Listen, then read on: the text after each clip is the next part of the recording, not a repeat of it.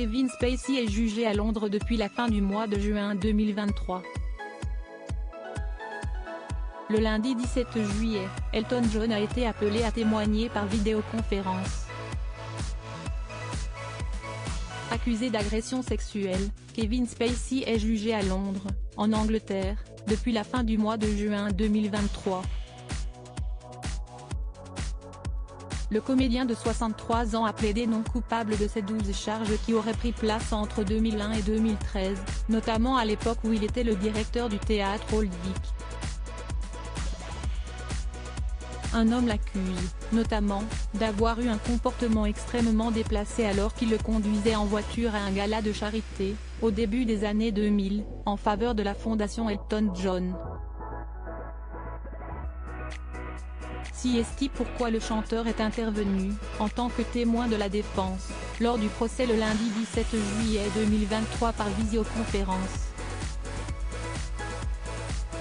Lors de son témoignage, Elton John a confirmé qu'il se souvenait de la présence de Kevin Spacey lors de l'un des bals annuels qu'il a organisé à Windsor, à l'ouest de la ville de Londres. Il est arrivé avec une cravate blanche, s'est-il souvenu. Il était arrivé en jet privé et était venu directement au bal. J'imagine qu'il était venu en jet privé. Je ne pense pas qu'il porterait une cravate blanche en seconde classe. Le chanteur a également confirmé que Kevin Spacey avait dormi chez lui après l'événement. Je ne me souviens pas qu'il soit venu après cela, a-t-il en revanche ajouté.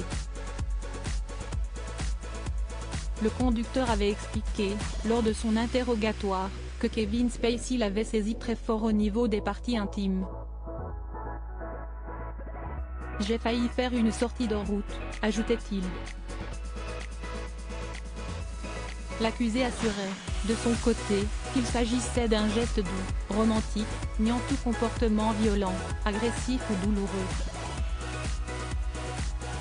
En rejetant les accusations dont il fait l'objet, Kevin Spacey a assuré que les relations qu'il avait eues avec les plaignants étaient consenties. En 2017, au début du mouvement #MeToo, que le comédien avait fait face, pour la première fois, à toutes ces charges. Sa carrière était alors au top de sa forme, notamment parce qu'il tenait le premier rôle dans la série Netflix House of Cards, qu'il a dû quitter depuis.